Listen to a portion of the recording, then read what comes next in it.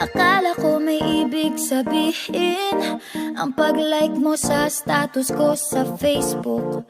Nagre-reply ka rin sa Twitter. Akala ko, yun na.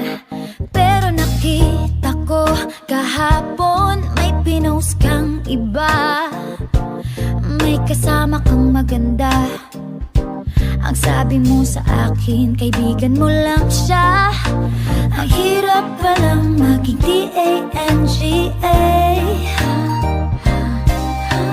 Ang hirap palang maging D-A-N-G-A.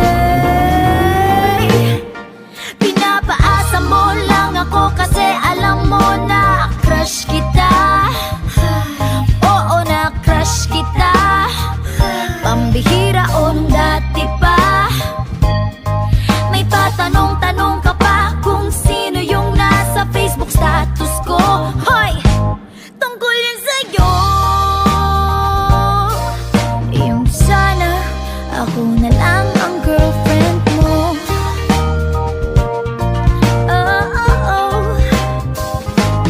Parang gusto ko nang sabihin ang feelings ko na tinatago sa'yo. Para na akong pulis maka-stalker sa profile mo. Ano ba? Pero nang makita ko kahapon post mong may kasama ka, ang mundo ko'y nag-iba. Pakiramdam ko, boy, chicks mo siya. Ang hirap palang maging D-A-N-G-A. Ang hirap palang maging D-A-N-G-A. Pinapaasa mo lang ako kasi alam mo na crush kita. Oo, na crush kita. Pambihira o nung dati pa. May patanong-tanong ka pa kung sino yung nasa Facebook status ko. Hoy! Tungkol yan sa'yo. Yung sana ako na lang ang girlfriend mo. Iniisip ko tuloy, napaaga ba paghihinala kung sa'kin may gusto ka.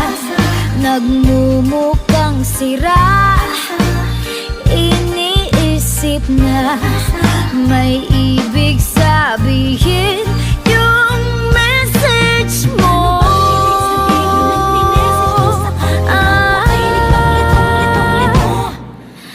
Ang hirap palang maging D-A-N-G-A.